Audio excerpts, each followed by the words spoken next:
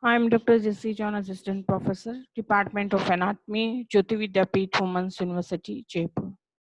And today we are continuing the anatomy of large intestine, and we will discuss the rest of the part of it.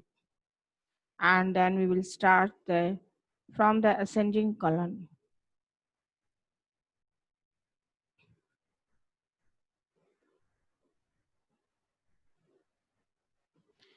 Ascending colon is an upward continuation of the cecum, and it is about 5 inch in length and extends from the cecum and at the level of ileocecal orifice to the interior surface of the right lobe of the liver, where it bends to the left to form the hepatic flexion. It lies in the right paracolic gutter and covered by the peritoneum on the front and sides, which binds it to the posterior abdominal wall. Its posterior surface lies on three muscles: iliacus, quadratus lumborum, and transversus abdominis. Transverse colon is the longest and midest mobile part of the large intestine, and it extends from the right colic fracture to the left colic fracture. And the descending colon is longer, narrower, and more deeply located than the ascending colon. It extends from the left colic fracture to the front of the left external iliac artery at the level of the pelvic brim, where it becomes continuous with pelvic colon. It is covered by the peritoneum on the front and sides, which fixes it in the left paracolic gutter and iliac fossa. Sigmoid colon, and we can see pelvic colon too. The sigmoid colon is about 15 inches long and connects the descending colon with the rectum. It is S-shaped and hence its name sigmoid colon. It extends from the lower of the descending colon at the left pelvic inlet to the pelvic surface of the third piece of the sacrum, where it becomes continuous with the rectum. Artery supply of the colon, that is the ileocolic artery, right colic artery, middle colic artery, left colic artery, and sigmoidal arteries and superior rectal artery.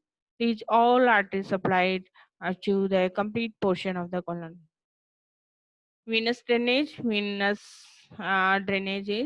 the vein drains the colon, accompanies the arteries. The veins accompanying the ileocolic, right colic, middle colic arteries join the superior mesenteric vein, and the veins accompanying the branches of the inferior mesenteric artery join the inferior mesenteric vein. The superior and inferior mesenteric vein finally drain into the portal circulation. Lymphatic drainage. The lymphatic drainage of the colon is clinically very important because carcinoma of colon spread through the lymphatic route. There are numerous colic lymph nodes which drain the lymph from the colon.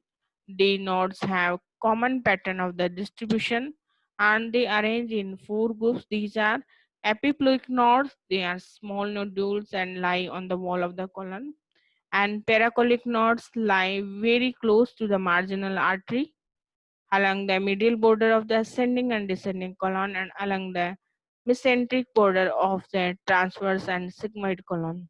Intermediate colic nodes lie along the ileocolic, right colic, middle colic, and left colic arteries and drain into the terminal nodes.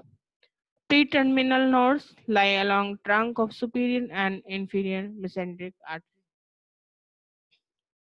Now, this is your assignment, and this is describe cecum and blood supply of the large intestine.